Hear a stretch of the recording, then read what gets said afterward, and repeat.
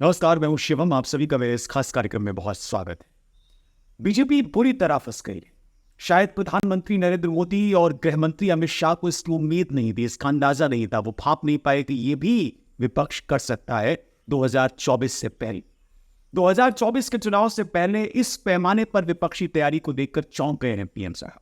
आज के कार्यक्रम में मैं कुछ आंकड़ों के जरिए, कुछ घटनाओं के जरिए आपको यह बताने की कोशिश करूंगा कि कैसे विपक्ष ने भारतीय जनता पार्टी के पैरों तले जमीन खींच ली, कैसे बीजेपी को परेशान किया है। कार्यक्रम में आगे बढ़ने से पहले मैं एक घटना का जिक्र करना चाहता हूं। ये घटना 1989 से जुड़ी हुई है। 90 के दशक की शुरुआत में या उससे पहले जिस पॉलिटिक्स ने कांग्रेस को नाकों चने चबा दिए थे, 2023-24 में वही पॉलिटिक्स, वही राजनीति बीजेपी के लिए मुसीबत की वजह बन गई है। बिहार में अभी जातीय जनगणना के आंकड़े जारी हुए और इस आंकड़े ने, इन तमाम आंकड़ों ने पूरे देश में एक ऐसी हवा फैला दी जिससे बीजेपी का दम घुटने लगा। अब आप कहेंगे कि मैं अतिशयोक्तिपूर्ण बात कर रहा हूं, लेकिन इसको समझने की कोशिश करें कि कैसे बीजेपी का दम घुट रहा है। बीजेपी के लिए एक मुश्किल हालात खड़े हो रहे हैं। ओबीसी वोट पहले कांग्रेस और क्षेत्रीय दलों के पास था, यानी 1989 से पहले। लेकिन 1989 में और फिर इसके बाद बीपी सिंह सरकार की ओर से मंडल आयोग की सिफारिशें लागू करने के बाद ये vote Janata Dal, Samajwadi party, RLD, Janata Dal S जैसी जो पार्टियां थीं उनके पास चला गया।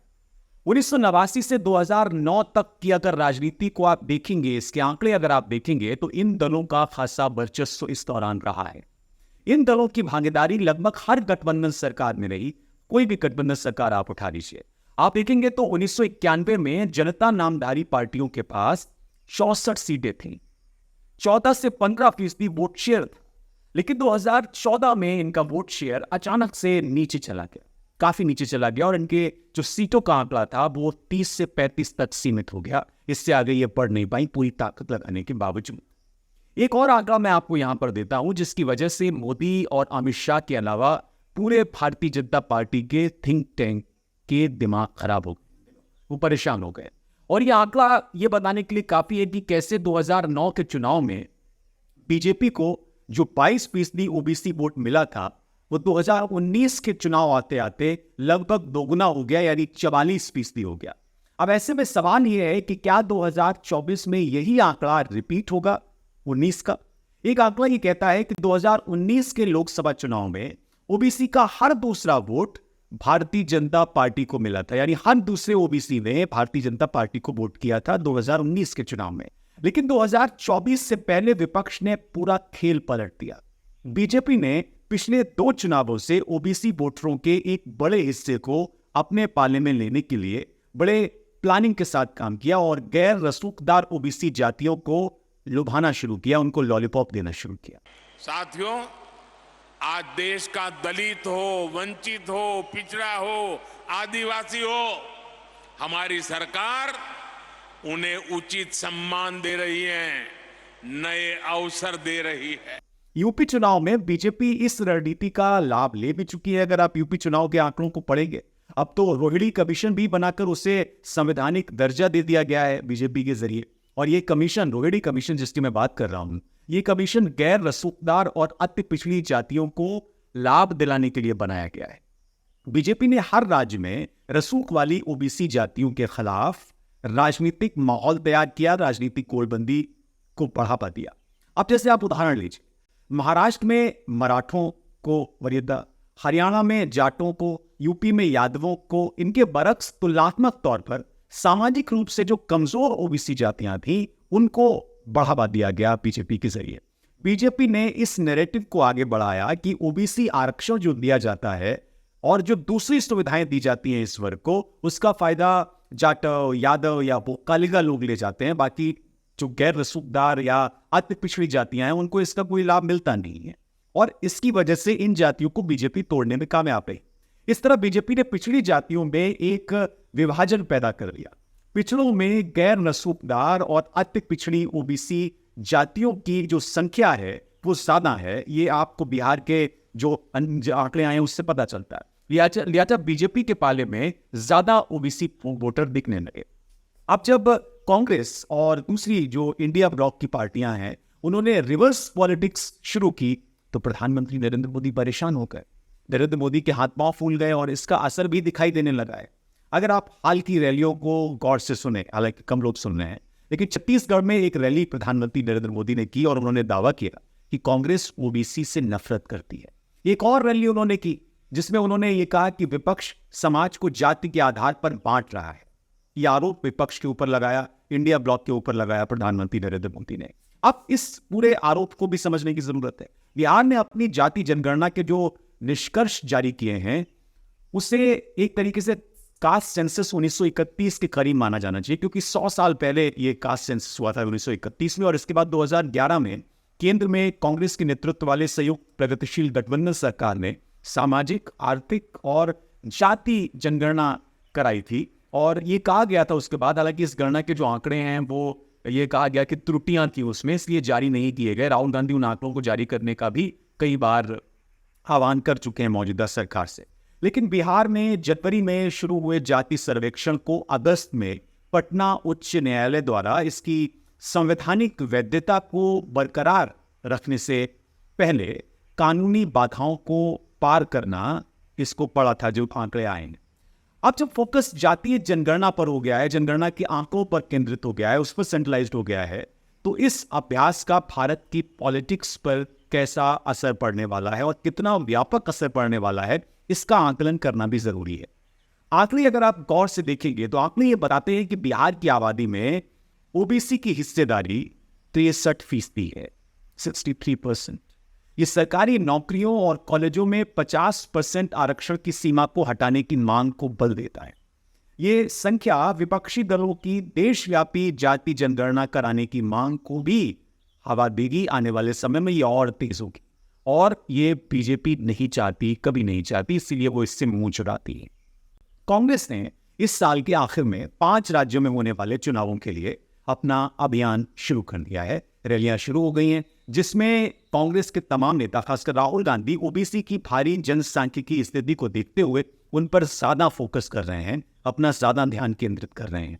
अगले साल चूंकि लोकसभा चुनाव होने हैं, उससे पहले ओबीसी के लिए रैली करना संभवतः कांग्रेस और राष्ट्रीय जनता दल यूनाइटेड जैसी पार्टियां जो हैं, इसके अलावा जो समाजवादी पार्टी है, इन तमाम पार्टियों की बल्ले बल्ले हो गई, क्योंकि ये मंडल युग की पार्टियां हैं और इनके लिए ये आम मुद्दा हो सकता है, क्योंकि वो कोशिश करते हैं और पहले टूट जाते हैं। लेकिन इस बार उनको एक आधार मिल गया है बिहार की जो जनगणना है उसके आधार पर। बिहार की 13.07 करोड़ की आबादी में पिछड़ा वर्ग 27.1% है और 36% अत्यंत पिछड़ा वर्ग यानी ईबीसी से संबंधित है। ईबीसी के बारे में मैं आपको बता दूं, ये एक अद्वितीय श्रेणी है बिहार के लिए और राज्य के विभाजन के बाद झारखंड को ये विरासत में मिली। 1970 के दशक में समाजवादी नेता कर्पूरी ठाकुर के शासन के दौरान बिहार ने ईबीसी को अन्य पिछड़ा वर्ग के बीच एक उप श्रेणी के रूप में वर्गीकृत किया था। यह बिहार में एक स्पेशल कैटेगरी है और इस कैटेगरी में करीब करीब 100 से ज्यादा जातियां या उपजातियां आती हैं। जो ईबीसी है, जो सबसे ज्यादा है बिहार में ये उसकी भौगोलिकता के आधार पर ये सबसे ज्यादा है। जाति जनगणना के नतीजे ये बताते हैं कि बिहार की आबादी में ऊंची जातियां लगभग 15.5% हैं, अनुसूचित जातियां 19.6% हैं, जबकि अनुसूचित जनजातियों का अगर आप आंकड़ा देखें तो ये लगभग 1.7% है। बिहार में सत्तारूढ़ गठबंधन के पास निष्कर्षों से खुश होने के कई कारण हैं। ईबीसी कैटेगरी जो है, ईबीसी श्रेणी है, वो जेडीयू का मुख्य समर्थन आधार रहा है, जबकि यादव जो राज्य में सबसे बड़े एकल जाति समूह के लिए हैं, यानी 14% उनके हिस्से में आता है, वो राजद का एक ठोस वोट बैंक रहा है। दोनों पार्टियां अपने मतदाताओं को भारतीय जनता पार्टी के खिलाफ एकजुट करने के लिए पूरी कोशिश कर रही हैं और इसके जो निष्कर्ष हैं जनगणना के, उसको इस्तेमाल करेंगे आने वाले चुनाव में, जो लगातार देश भर में इसी तरह की कवायद करने से कतराती रही है बीजेपी। तो अब जो ये आंकड़े आए हैं, इसकी वजह से बीजेपी काफी परेशान भी है और जाति जनगणना कैसे बीजेपी को मुश्किल में डाल रही है या डालेगी, इसके बारे में भी समझने की जरूरत है। ये एक अहम सवाल भी। जाति जनगणना लंबे समय से चले आ रहे इस विवाद को विश्वसनीयता प्रदान करती है कि अन्य पिछड़ा वर्ग यानी ओबीसी के लिए कोटा उनकी आबादी के अनुपात में नहीं है। बिहार के मुख्यमंत्री नीतीश कुमार ने जनगणना होने से पहले ही इस पर एक टिप्पणी की थी। वो टिप्पणी मैं कोट कर देता हूं शब्दशः। उन्होंने ये कहा था कि अब समय आ गया है कि आरक्षण पर 50% की सीमा बढ़ाई जाए।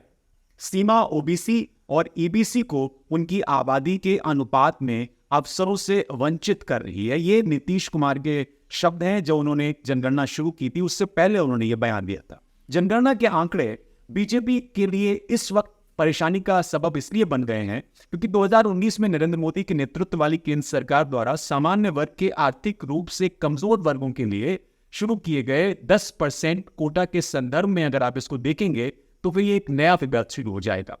बिहार में सामान्य वर्ग या उच्च जातियां कुल जनसंख्या का केवल 15.5% है। 10% ईडब्ल्यूएस कोटा का मतलब यह है कि सामान्य वर्ग की 64% से ज्यादा आबादी को सरकारी नौकरियों और सीटों में आरक्षण मिलने का मौका मिलेगा या मिल रहा है। तो ये एक नए किस्म का विवाद आप आंकड़े आने के बाद खड़ा हो जाएगा। और इसके विपरीत अगर आप ओबीसी को देखें तो ओबीसी के पास केवल 27% सीटें आरक्षित हैं, जबकि बिहार में उनकी जो आबादी है वो 63% से ज्यादा है। इसका मतलब यह है कि राज्य की आधे से भी कम ओबीसी आबादी को आरक्षण के तहत कटौती मिलेगी, आधे से भी कम। ये एक अलग तरह का माहौल बनाने की कोशिश होगी। अब अगर ये डेटा वास्तव में दिखाता है कि ऊंची जातियां बेहतर स्थिति में हैं, तो ये विपक्षी दलों के लिए कोटा में बदलाव के लिए एक मजबूत तर्क भी बन जाएगा। आने वाली रैलियों में आप ये सुनेंगे जो राहुल गांधी लगातार कह रहे हैं। पिछले कुछ हफ्तों में अगर आप देखें तो कांग्रेस ने ओबीसी मतदाताओं के बीच अपनी पकड़ बनाने के लिए या 1989 से पहले जैसी पकड़ बनाने के लिए कॉन्सेंट्रेट किया है। पार्टी ने हाल ही में पारित महिला आरक्षण अधिनियम को लेकर भी अपनी बात रखी है। इस अधिनियम को लेकर उन्होंने ओबीसी उपकोटा पर जोर दिया। 2010 में ये उनका रुख नहीं था, उन्होंने अपने रुख में बदलाव किया है जब उन्होंने एक समान विधेयक पेश किया था 2010 में। अब 23 में उनका जो पूरा सोच है वो बदल गई। पिछले महीने संसद में महिला आरक्षण पर बहस के दौरान कांग्रेस सांसद राहुल गांधी ने एक बड़ी महत्वपूर्ण टिप्पणी की, एक आंकड़ा दिया। उस आंकड़े का बड़ा जिक्र हो रहा है चौतरफा। उन्होंने कहा कि केंद्र सरकार के 90 सचिवों में से केवल 3 ओबीसी वर्ग से आते हैं। तब से उन्होंने हिंदी भाषी राज्यों जिसमें मध्य प्रदेश शामिल है, छत्तीसगढ़ शामिल है, राजस्थान शामिल है, इनकी रैलियों में भी ये मुद्दा लगातार उठाया। जहां इस साल के आखिर में चुनाव भी होने हैं तो ये कोशिश कर रहे हैं ये जातियां उनके पाले में आए। जनगणना जारी होने के बाद राहुल गांधी ने अपनी बात एक बार फिर से दोहराई। उन्होंने ये ट्वीट किया जो मैं आपको बगल में दिखा रहा हूं। ओबीसी मतदाताओं को लुभाने की कांग्रेस की कोशिश इंडिया ब्लॉक में यानी इंडिया गठबंधन में उसके हिंदी क्षेत्र के सहयोगियों की राजनीति से मेल खाती है। पिछले हफ्ते आपको याद होगा ये तस्वीर जो मैं आपको दिखा रहा हूं, ये मध्य प्रदेश के रीवा की तस्वीर है, जहां एक रैली में समाजवादी पार्टी के मुखिया अखिलेश यादव ने एक महत्वपूर्ण टिप्पणी की और ये कहा कि कांग्रेस का जाति जनगणना के पक्ष में होना किसी चमत्कार से कम नहीं है, क्योंकि इससे पहले कांग्रेस इसके खिलाफ रही। अखिलेश यादव ने एक और बात कही, उन्होंने कहा कि इससे ज्यादा खुशी की कोई बात ही नहीं हो सकती कि अब कांग्रेस जाति जनगणना की बात कह रही है, उस पर जोर दे रही है और समाजवादियों की राह पर चलने का फैसला कर चुकी है। ये अखिलेश यादव के शब्द हैं जो उन्होंने मध्य प्रदेश में रीवा में कहे। बीजेपी को बैकफुट पर लाकर बिहार में जाति जनगणना के जो आंकड़े हैं, जो निष्कर्ष हैं, उससे विपक्ष एक मजबूत हथियार के तौर पर इस्तेमाल करने वाला है और यह हथियार बीजेपी के सामने बड़ा मारक हो सकता है, क्योंकि देश में अगले साल की शुरुआत में लोकसभा चुनाव होने और इन चुनावों के लिए जो तैयारी, जो गोलबंदी की गई है विपक्ष की ओर से, वो कहीं ना कहीं भारतीय जनता पार्टी के लिए अब सिरदर्द बन गई है, खासकर मोदी और अमित शाह के लिए, जिन्होंने एक नई तरह की गोलबंदी की थी। अब ये एक दिलचस्प लड़ाई होगी कि जो पोलराइजेशन धर्म के नाम पर बीजेपी ने किया, उस पोलराइजेशन को जब जाति के नाम पर विपक्ष इंडिया ब्लॉक करेगा तो कौन कितना कामयाब होगा। आज के इस कार्यक्रम में इतना ही। मुझे इजाजत दीजिए और देखते रहिए the blood media. Like, share और सब्सक्राइब कीजिए। बहुत शुक्रिया आप सभी।